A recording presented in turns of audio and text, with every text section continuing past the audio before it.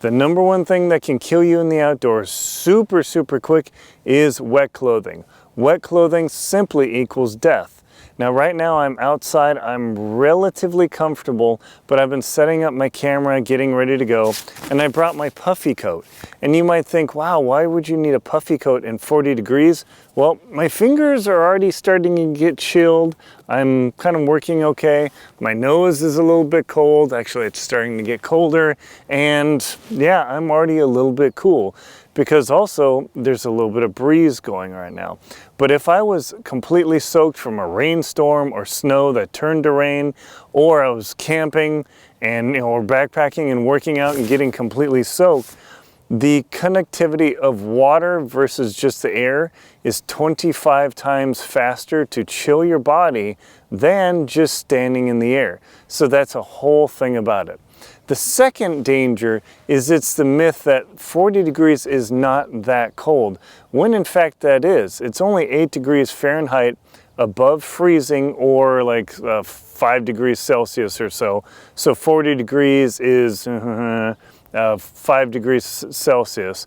And you think it's not that cold, when in fact it actually is, because right now my hands are now starting to feel quite chilly, because I had to hike out here, get ready to film, set my camera up, get the angles and all that stuff.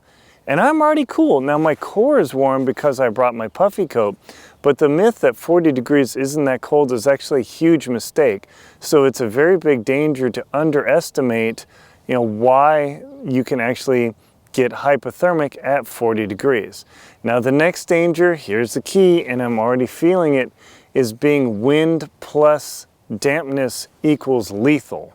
I know it's a very simple formula, but if I was completely soaked right now, there's a 2 to 3 mile an hour breeze blowing through here right now, and I can already feel it.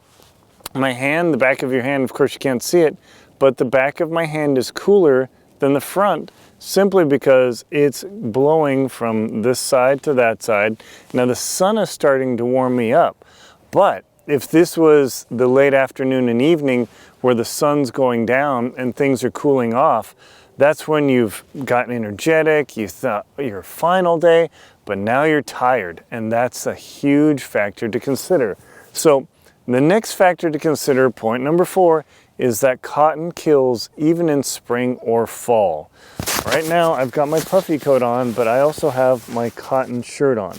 Now because I'm out here filming in a field, and I know I'm going to be headed to my truck, it's only 100 yards away, it's no big deal. But if I was actually out going way out into the backcountry doing outdoor activities, I would never wear my Eddie Bauer cotton sweatshirt, just because I know that once it gets wet, cotton retains that moisture, so it conducts the heat away. Compare that to wool, synthetics, just about anything else. Wool can carry 30% of its weight in water and still keep you warm, but cotton is like a sponge, and that sticks to your clothing, and as a consequence, or sticks to you, and as a consequence, it just chills you, which actually makes you slightly hypothermic.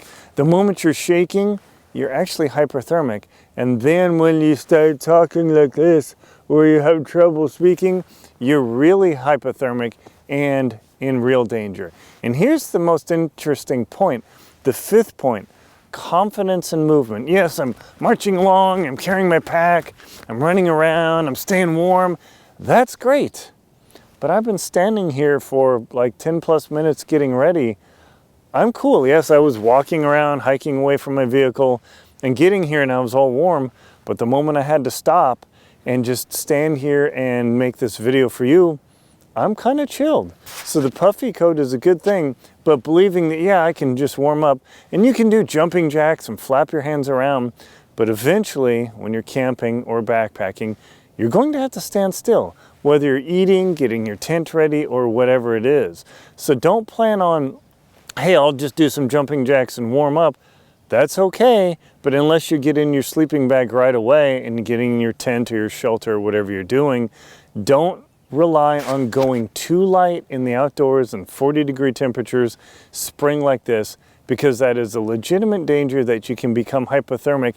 And the biggest danger of that is that your mind starts failing you. You start making rash decisions, things that don't make any sense. Like, oh yeah, I'm warm enough, I can strip my jacket off. That's how people have actually died, very tragically. And I don't want to have that happen to you. So don't underestimate this confidence that, yeah, I can just warm up doing some hiking or whatever, because you got to think in your physical body, once it gets cool and you only need a couple degrees loss in your core, your mind starts making bad decisions for you. So those are the 5 things that can cause you to actually freeze to death or freeze at 40-degree temperatures. It's a huge thing. Now, here's the offer. I just recently published out my book, The Motivated Amateur's Guide to Winter Camping. And what I'm doing is I'm actually a fiction writer as well, and I would like to have you have a free copy of this in trade for you signing up for my mailer. I've got an email list, a growing email list, and what I'm going to do, it's at aaronrlinsdow.com. Please check out the link below to where you can buy the book, and the only way you can do this and get registered to win this book is if you sign up for my email list. Check out links in the description. I'll also put in a comment, and pretty shortly I'm going to have a drawing, and if enough people sign up for the email, I'll have a drawing, and if not enough people sign up, well, you'll all get a free copy, a signed copy of my book, The Motivated Amateur's Guide to Winter Camping. It's got 380 pages of loads of information on electronics, stoves, camping, gear, how to stay warm out there, food, diet, literally everything you need to know for winter camping. And also, I've created the Denali, or I guess Mount McKinley now, whichever it is, climbing pack. It's a set of 4 books, where it's got my book Lost at Windy Corner on Denali Expedition, Adventure Expedition 1, How to Keep Your Feet Warm in the Cold, and The Motivated Amateur's Guide to Winter Camping, that you can now purchase at the SestrugiPress.com site, where now you can have this big bundle, and this is the ultimate pack that will get you on Denali and make you smart about it.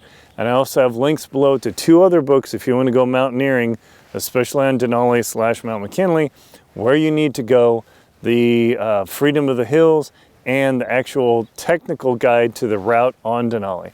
With my 4 books, you will be able to camp anywhere in freezing conditions, no matter what, and be confident. And just standing here, I can't quite show you my boots. My toes are actually getting cold, and it's like 43, 44 degrees, and I'm still a little chilly. So just remember, 40 degrees can get you. Please be careful out there.